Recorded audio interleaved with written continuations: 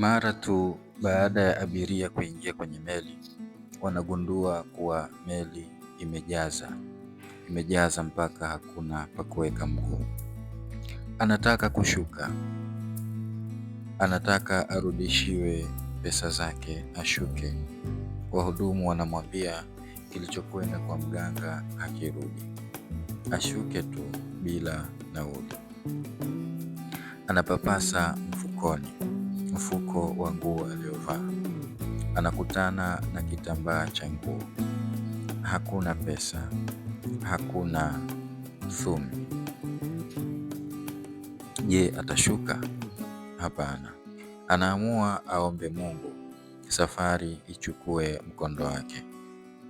Masaa 3 tu baada ya safari, miguu yake inaguswa na ubaridi wa ghafla. Anajiuliza ni nini hiki? Anagundua kuwa ni maji. Maji yameingia melini. Akatoa macho, moyo ukamwenda mbio mbio. Waongo wale wanaosema maji ni uhai. Hapa hakuna uhai tena. Anaisikia harufu ya kifo. Anapiga ukelele wa woga kwa mabaharia.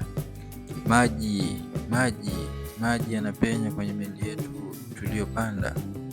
Mabaharia wanachomoa pampu zilipohifadhiwa na kuziwasha. Kisha wanaanza kushindana na bahari.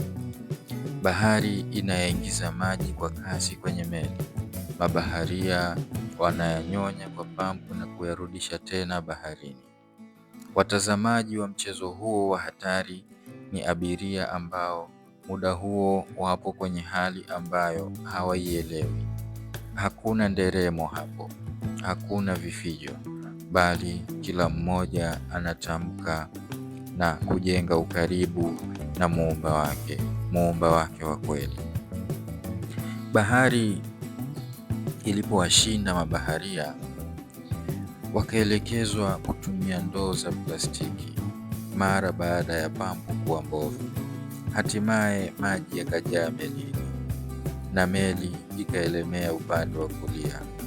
Akasikika nahodha akiwataka abiria wahamie upande wa kulia wa meli. Wakahamia upande huu, lakini ghafla tukio la ajabu likashuhudiwa. Meli ilizidi kujaa maji. Jenereta likazima. Muda mchache baadaye, injini ya meli nayo ikazima. Tafadhali subscribe channel hii ili uweze kuwa wa kwanza kupata video zetu.